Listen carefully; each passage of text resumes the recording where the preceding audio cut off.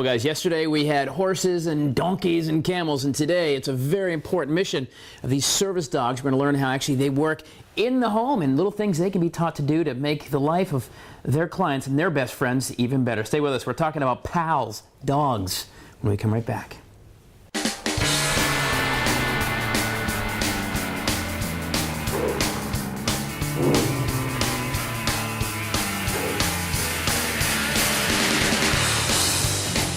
All right, guys, we are this morning live at the Northeast United Methodist Church, the temporary home, anyway. Let me get this right. It's PAALS, so it's Palmetto Animal Assisted Life Services. I knew there was an L in there somewhere. Jen Rogers from PAALS. You're kind of one of the founders of PAALS. What exactly you guys do with these animals? I love dogs, first. Everybody knows that. But how can you not? But what do you guys do? Well, we train assistance dogs to help people with disabilities, but while the dogs are in training, we also provide community programs that help all different people that need it. And we're talking about service dogs not necessarily being blind or for deaf. They're actually different, kind of a different realm of dogs, right? That's right. These are people that have physical challenges that may use a wheelchair or a walker or a cane. Some of our folks have autism. Other members of our community might have PTSD or post-traumatic stress disorder. And of course, we also place dogs in professional settings where they help occupational therapists or special education teachers. I got you. All right, so let's talk this morning. We're talking specifically about like PTSD. We have a soldier here who is in the military, and so what do you guys do with them?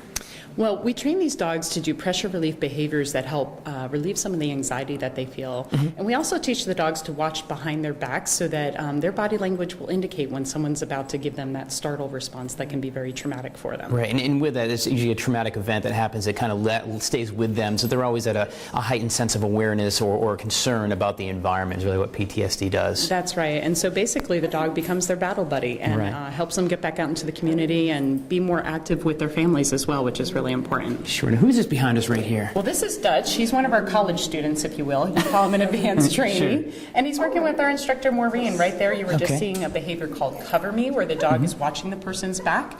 And he's also going to do some pressure relief behaviors right now, like that hug behavior. He'll bear down his weight on her legs, which helps relax her and brings her back down if she's feeling anxious. And our dogs are trained about 70 different behaviors to help somebody this way. Let's talk to Corporal Brad Carrico. How do you say it again? Carrico. I said it right. Corporal, first of all, thank you for your service to our country, man. So you were in the Army, and you've been diagnosed now with PTSD, and you're going to be receiving one of these dogs. Yes, sir. What's that going to feel like for you to have kind of that, I guess, that battle buddy forever, right? It's going to be a release. It's going to help me get back out into the community and be a social asset. Sure. What is part of your diagnosis? What is life like for you? Just anxiety, depression, not really dealing well with crowds. I understand. So the dog's going to give you that sense of you know there's somebody there that's got your six, as they say in the military, right? Right. All right, man. Well, listen, we appreciate your service to the communities. Well, I'm excited to get you with your dog as well. It's going to be a great thing. So because of the PAALS, and we're going to talk a bit about PAALS, what you can actually do to help as well. And then one thing they do, let me understand this right. A lot of times with service dogs, the folks the clients are looked to help by the dogs. But when you're talking about heroes like the corporal here, you guys are going to cover the cost. Correct. Actually, we don't ever sell our dogs. Our clients often will fundraise for the class that they need to go through. So it's like a tuition fee. But for anybody who's in the Rob's Best Friend Fund, anyone that's in the military, police officers, firefighters who've already served us, we don't ask them to pay anything. So we're really relying on our community to help us fundraise to cover those costs. We're going to put links for you up to PAALS and how you can become a part of this awesome program. We're also going to learn a lot this morning about the group, the teaching in the schools, and even in the prisons where these dogs are going to help folks in need. And it's all about the dogs. So stay with us. We are going to be live right here all morning long at the Northeast United Methodist Church. Guys, this morning the Tyler's Travels team is up in the Northeast, actually at the Northeast United Methodist Church, the temporary home of PAALS, which is the Palmetto Animal Assisted Life Services. Correct. I didn't even peek at the sign on the back. Jen Rogers, you're the founder of PAALS, of course. And earlier we learned about how we're integrating service dogs to help out our soldiers and firemen and policemen, and of course those guys who suffer with PTSD, and it kind of gives them that release and maybe some protection from a dog, which I think is an amazing mission for the dogs, and it's going to be great for the soldiers. Absolutely. But you also do a lot of other things as well, including integrating dogs into classrooms. That's and what's right. that program all about? Okay, so we train facility dogs, and these dogs can go to help a number of different professionals that help people with disabilities or any kind of special needs. Sometimes they're working with an occupational therapist or a physical therapist, or even in courtrooms now. Really? But the one that you're going to meet today is called Roberta, and Roberta works at Lonnie B. Nelson with the teacher that is with us today, Miss Sherry. All right. And Sherry's working with one of her students, Regina. And So Regina, Roberta, Miss Sherry. Yes. Got it so far. And there's little Roberta and Regina and Miss Sherry are there as well. That's right. And what they're doing right now is Roberta is wearing a special cape that has a second handle on it. And this is the same cape we use with our teams with autism. Okay. And so it helps the child keep on track and not have to be held or restrained by an adult. Right. But it can help them overcome a challenge, like going to the nurse, for instance. A lot of the kids in Sherry's classroom require medication on a regular basis. Sure. And they can associate walking down the hall with the fear of having to deal with that medical challenge. Right. And so having a dog with them and teaching the child that they're helping the dog train as well really changes the dynamics and gives them the ability to be brave enough to do what they need to do. It alleviates the stress too, because she's really Absolutely. focused on the dog, and that is awesome. Wow, look at that. It can also help kids get on and off the bus, which can be traumatic, especially if you're dealing with a child with a disability. So it really can be helpful in a lot of different ways and has made a big difference in Sherry's classroom with her kids. All right, so we're going to change the cape now. What are we doing here? Okay, so right now we're going to go into what's considered a classroom activity. So Roberta has been trained over 70 different behaviors to be integrated into the curriculum of the class. It's amazing to me. It really is. You can teach dogs to do this stuff. But okay, so 70 different things. Yep, and right now she's putting on a special education cape. Right. And you'll see that she's going to work with Regina in just a moment here on colors and counting. Oh, that's great. And so instead of doing a lesson where you're just working with paper, you're actually using the dog as the tool. And so Roberta has been trained to do a downstay and to not mind having these things put on her back. And so you're going to see Regina and Sherry working here. She'll be asking her and prompting her to put different colors and different numbers of things on the dog. And we like to use colorful bugs because those are fun as well. That is amazing. I mean, it's amazing to me that you guys do this job and integrate these dogs and have such a great service. We're going to put links for you at watch.com for PAALS and how you get involved, because it's funded by y'all and by us who help. There's no government money coming into PAALS and this awesome program. Links for you there. Regina and Roberta and Miss Sherry, you guys can continue working colors, red and look at that green and orange. That is awesome. Guys, stay with us. We're going to be here all morning long with these awesome dogs with PAALS.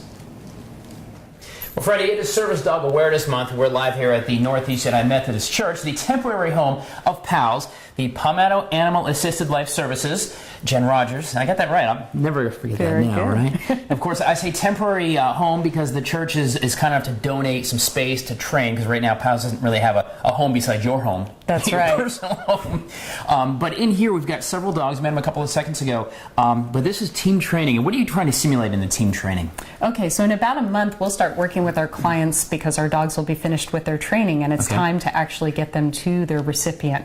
That takes about 2.5 weeks, and so we'll have a class of 4 people in this next class, and you'll see that even though we're really appreciative to have this donated space at Northeast United Methodist, it's also pretty crowded, and so we're in pretty bad need of a permanent home and facility. That's a subtle way of saying, please help PAALS. Help. If you got a space, help PAALS. Well, how do these guys, let's put these guys to work here. Sure. So we have our instructor, Maureen, who will be leading our team training. And so one of the things that they need to do is just to walk nicely. And you'll see that one of our volunteers is working in a wheelchair, which is one of the jobs that our dog, Fred, over there has been trained to do.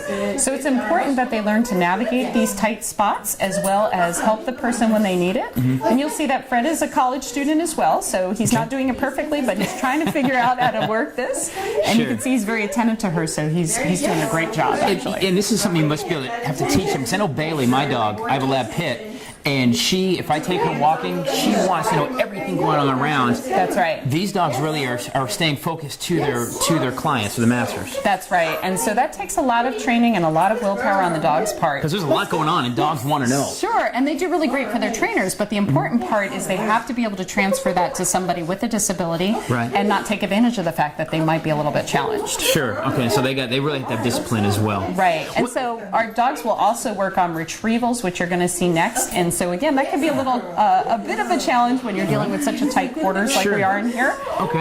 So when you're talking retrievals, you're not talking about fetch necessarily, right? No. Can we see an example of that? Similar. Sure. I think Fred is going to show us an example to start with. Again, somebody in a wheelchair The dog that we pair with them really has to act as their arms and legs because Right. that is what their disability affects. Okay, so Fred's over here with the wheelchair. Okay. Sure, he's working over there with Nancy, and our puppies start off retrieving objects like remotes and keys. Oh, so if you drop your remote, obviously you might be in a wheelchair, you can't get down there physically and get it. And for guys like you, that might be an emergency, right? Well, drop my remote control, you better believe it. You better believe Of course, there's more serious things that the dogs have to retrieve, like your phone. If you fall out of a wheelchair and you're living alone, you need to make sure that you can have that help that you need. Or being able to retrieve your wallet Amazing and give that stuff. to someone at the cash register. The things we can do with dogs, guys, are amazing. We're working, of course, this morning with PAALS. It's Service Dog Awareness Month. We're going to put links for you at watch.com to PAALS, what you can do to help get in bigger quarters, and also if you want some more information on volunteering and assisting with these dogs. And of course, dogs start out as puppies. We're going to meet some puppies coming up in just a little bit as well as we celebrate Service Dog Awareness Month here live on Good Day Columbia. Freddie, back to you, bro. Oh, good girl, Joyce. Sit. There you go. If you are not paying attention to your television set, I'll give you a second to do so. Get in the room, look at your TV, and get ready to fall in love in 5 letters. P-U-P-P-Y. We're talking PAALS. Yeah, this little guy is going to help a hero. Yeah, someday. Today's going to lick my face. Stay with us. We are live here hanging out with PAALS. Well, for the last 8 years or so, the folks at PAALS have been changing the lives for folks here in the Midlands and beyond with PTSD, with disabilities, and just sometimes you just need a great friend to help you live. Talking PAALS and dogs, service dogs here during Service Dog Awareness Month, live here in Northeast United Methodist Church. Jennifer Rogers, the founder and executive director of PAALS.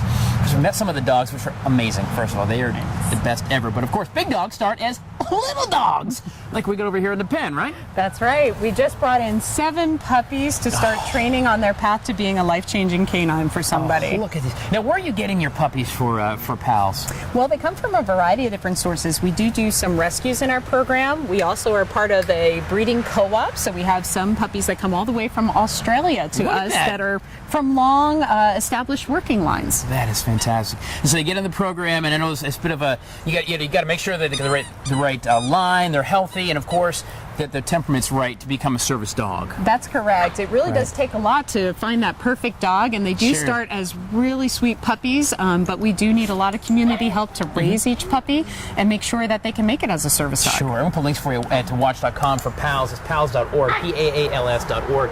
Now, these guys are how old? And they're obviously beginning their training. That's right. So Chivers in the yellow collar working with Nick is actually just 9 weeks old. Okay. And Murray working with Maureen is about 10 weeks old right now. And so Murray is a pure lab puppy, and Chiver is half lab and half golden. And right now they're having their very first training session, which just starts as a fun game. We use some clicker training. You see that the trainers are rewarding them and clicking when the puppy looks at them or when they touch their hand, because later we'll be able to use that tool to move the puppies without actually using the leash. How long does it take really a puppy to go through this process from beginning at, say, 8 weeks old, like Chiver's there, to when they're actually really, maybe not ready to graduate, but really at the point where they can clearly be service dogs? Yeah, it takes about 2 years when we start with puppies like these because they have to grow up and go through all their developmental growth stages, Right. and we're testing them along the way to make sure that they really are going to be helpful companions for somebody. So we do need help from weekend foster families, especially now because we just brought in a lot of puppies, so we need a lot more help. That sounds great. Financially, and a foster. I would be a foster parent for these little guys. You're awesome. Anyway, guys, we'll links for you at watch.com, but it is PAALS, PAALS.org. And we're going to be here and continue on talking about actually integrating some more with students and how students can actually get into the training and get involved with these dogs as well. Maybe even you. Stay with us, guys. We're coming back. We're live and local here in the Northeast.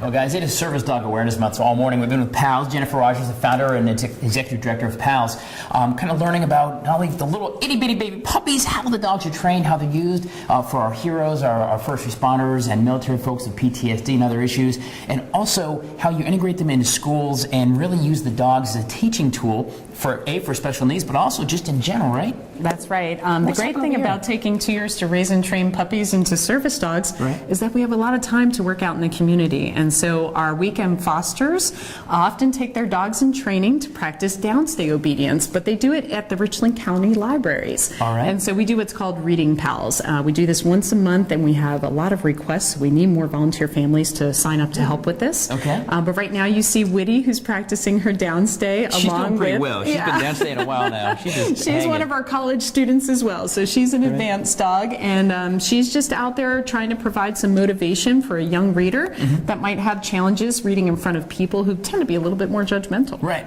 I don't know. My dogs, they judge me every day of my life, but that's a whole different story for sure. The other great thing you guys do is a lot of team training as well. You take a couple of youngsters, some actual youngsters, some relative youngsters. Yes. And to do some team training with dogs. So what are we doing over here? So we're going to have you be one of the students. We have a program called School PAALS, and we also do something similar in our summer camps called Summer PAALS. Okay. And one of the things that we're trying to teach people about is relationship building, because that is what our training is based on. And so you have to do teamwork. Okay. So we're going to let Nick instruct you through a little mini class. All right. And he's going to teach you guys how to work together to accomplish something with Joyce. All right, what am I doing? So the first thing you're going to do is just call Joyce's name. Joyce. Once she looks at you, I'm going to have Jay click. All right, Joyce. There you go. You can give her a treat. Treat time. Yeah, look at that. So all our training So starts simple. with attention. So All right. next, I'm going to have you just move back a little bit, see if she can stand up for you. All right, Joyce, stand up. And then tell her to sit. Oh. Sit. Against that move right here, right? Move this. Now that she's in a sit already, she's one step ahead of you. You All can right. try down and just put your hand All up. right. Joyce down. Click it. Oh, There you go. what a good dog. I'm telling you, I've been trained by the clicker. I wasn't lying a few minutes ago, guys. I mean, this is a great way to train your husband. All right, what else you got?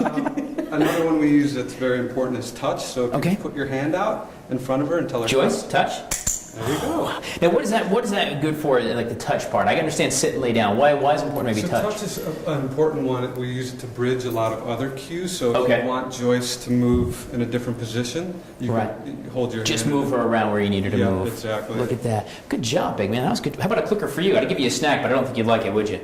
No. All right. Well, I'm going to go give you back Joyce. This is such great stuff. We're going to put links for you at watch.com to PAALS. It's PAALS.org if you want to go directly there. But we're going to put links there for you as well. A very special mission if you're interested in getting a PAALS dog. Maybe you need one or you want to volunteer, foster. And the big one is it is funded by private donation. That's correct. And right now we're actually at the Northeast United Methodist Church. So they're nice enough to give you some space for now, but certainly at some point you'd like to have a home, a permanent home. That's for our PAALS. biggest need, yes. All right, guys, we're going to come back. We got some more here to do with PAALS coming up in just a little bit as we're live and local in the Northeast. You guys are good. That's some awesome reading, by the way, sweetheart. Well, guys, all morning long we've been live here at the Northeast United Methodist Church, temporary home of PAALS. Jen Rogers, the executive director and founder of PAALS, been around for the last 8 years or so, really putting service dogs and taking man's best friend and upping the game from just somebody who goes and plays fetch to almost like a lifeline, if you will, for folks, kids, adults, heroes who just need the assistance of a dog. That's right. Our an dogs amazing are thing. trained to help a variety of people in the community, and we Right. really rely on the community to help us make that possible. Sure, we're going to put links for you at watch.com as well, and also PAALS.org, PAALS.org. We've been talking also about PTSD and what they can do for our soldiers, our first responders, police and firemen who go through a traumatic situation. And we've all heard about PTSD. A lot of times it's a physical manifestation where you get lost, you forget where you are, and it really can have a serious impact and shut down your ability to walk through a storm. Absolutely. So we teach our dogs a variety of behaviors to help our veterans as well as all the other people we serve with disabilities. And you're seeing some examples with Dutch right now.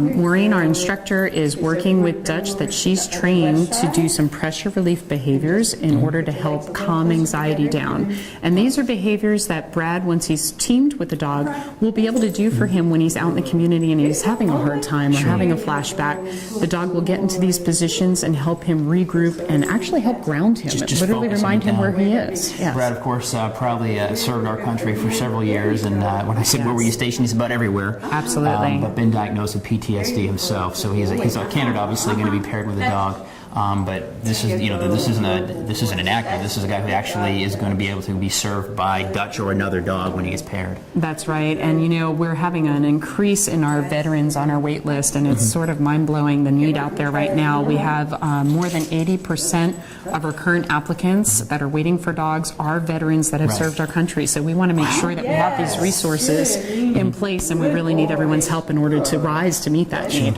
It's amazing. We were talking about the puppies earlier, how much a dog can change your whole, whose heart is melt when you see 6 or 7 little puppies in a pumpkin patch, And the same thing just with a dog. We just hate to, it's almost so simple. I mean, they're a dog. They don't speak. They can't cook you dinner. Absolutely. There's this animal that seems to have this impact. We talk about all this great training, but the truth is the dogs have this ability to provide unconditional love and companionship. And so even if a dog doesn't make it all the way into service roles, some of our veterans get them through a VIP program that we have. So if a dog like Dutch doesn't want to work full-time in a vest, then we provide him as a safe companion through our Veterans Important Pals program as well. Thank you very much, both, Thanks for so your much. service to our heroes, to our kids who need them, and just the regular folks who do as well. PAALS, it's PAALS.org. We'll put your links at WACH.com. Veterans, special needs children, just folks who need help. These dogs, these guys are here. Certainly get you links there as well. But thank you so much for sharing the dogs. These dogs are awesome and amazing. Before we leave, I want you to look at the camera and say happy birthday to Ryan Kitchell. He's our producer. It's his birthday today. Happy birthday, Ryan. Come play with some puppies at Pals. There you go. Happy birthday, by the way, Ryan. There you go. We're live and local here on Good Day Columbia till 9 o'clock.